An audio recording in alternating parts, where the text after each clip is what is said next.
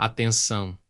Este vídeo é um resumo narrativo de uma obra de ficção com conteúdo sensível. Ele é uma análise transformativa, de caráter educativo, e não substitui a leitura da obra original. E se o mundo decidisse que algumas pessoas não são mais pessoas? E se essa decisão fosse oficializada por lei, com contrato, selo e até nota fiscal? Esta não é uma história sobre monstros, é uma história sobre gente comum que simplesmente obedece às regras. Tudo começa quando uma praga global, um vírus letal, atinge todos os animais do planeta. A carne, qualquer carne, deixa de ser segura para consumo.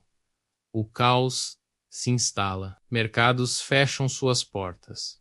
Fazendas vão à falência e a sociedade mergulha num pânico silencioso. Os governos prometem uma solução rápida e eficiente, e eles entregam algo que desafia a imaginação. O consumo de carne humana é legalizado, mas claro, ninguém usa esse nome. Oficialmente, as pessoas criadas para abate são chamadas de cabeças. A palavra humano simplesmente desaparece do vocabulário oficial. E quando a linguagem muda, a consciência vai junto. A partir daí, tudo vira uma grande indústria. Existem fazendas de criação, transportes especializados e centros de processamento. Há manuais de procedimento, normas técnicas, certificados de qualidade e auditorias rigorosas para garantir a eficiência. Nada é feito por mal. Tudo é apenas procedimento padrão. Quem ousa questionar o sistema é logo taxado de radical, de extremista. A grande maioria das pessoas só quer manter seu emprego, pagar suas contas e chegar viva em casa no fim do dia. É nesse sistema que encontramos Marcos Tejo.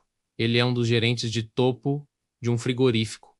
Ele não mata, ele gerencia. O trabalho dele é garantir que tudo siga o protocolo à risca, desde a chegada das cabeças até o empacotamento do produto final. Marcos fala com uma frieza calculada e age com um distanciamento profissional. É o único jeito de sobreviver nesse mundo, física e mentalmente. Ele construiu uma muralha emocional para se proteger da realidade do que faz. Mas a vida pessoal de Marcos é um espelho quebrado dessa frieza. Ele perdeu o filho pequeno há pouco tempo e o luto devastou sua família. Sua esposa, Cecília, vive ausente, como um fantasma dentro da própria casa, emocionalmente destruída pela dor. O silêncio na casa deles é pesado, quase sufocante. O luto nunca foi de fato processado, e o sistema, a grande máquina de moer gente,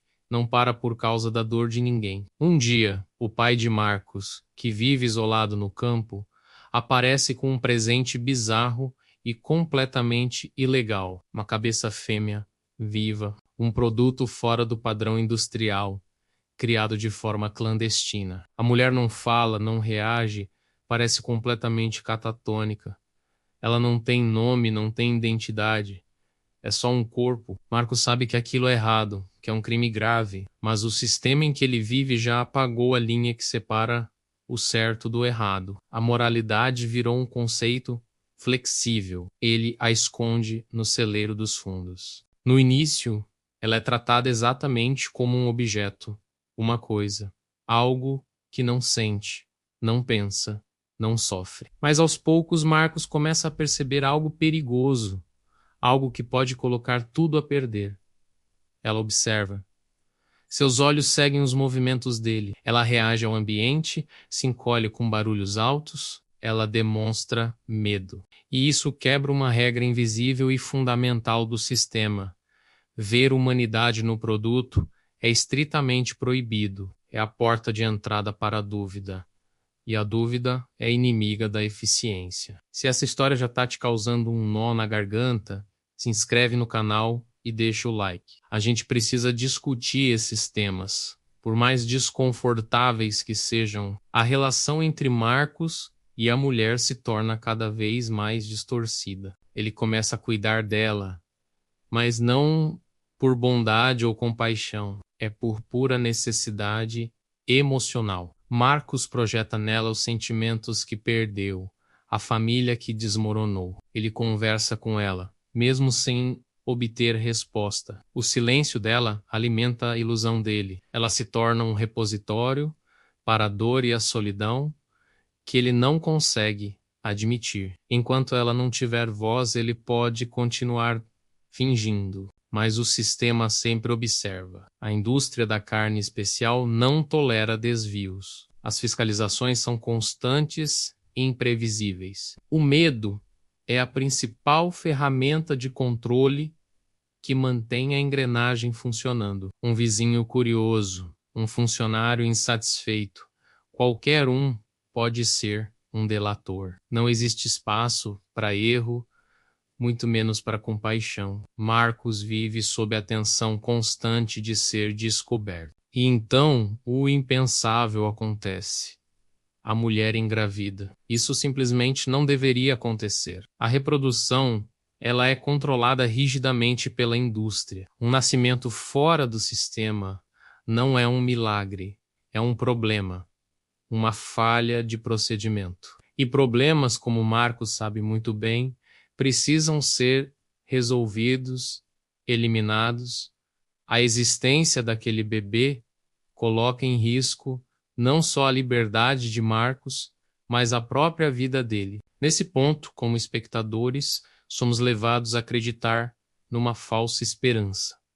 Marcos parece mudar. Ele parece mais humano, mais sensível ao cuidar da mulher grávida. Ele parece mais consciente da atrocidade que o cerca. A gente torce para que ele se torne o herói, que ele desafie o sistema e salve a mãe e o filho. Mas a verdade brutal é que este sistema não cria heróis. Ele os devora. O final é silencioso e devastador. A decisão é tomada sem alarde, sem gritos, sem violência explícita na nossa frente. Um dia, a mulher simplesmente desaparece. Ela vai de arrasta para cima, como se diz por aí. O bebê não. Marcos entrega a criança para ser criada pela sua esposa, Cecília, como se fosse um substituto para o filho que perderam. A vida continua com uma normalidade assustadora, e é aí que a última frase da história destrói qualquer ilusão que ainda restava sobre a humanidade de Marcos. Ele olha para o bebê e pensa que finalmente tem algo que é só seu.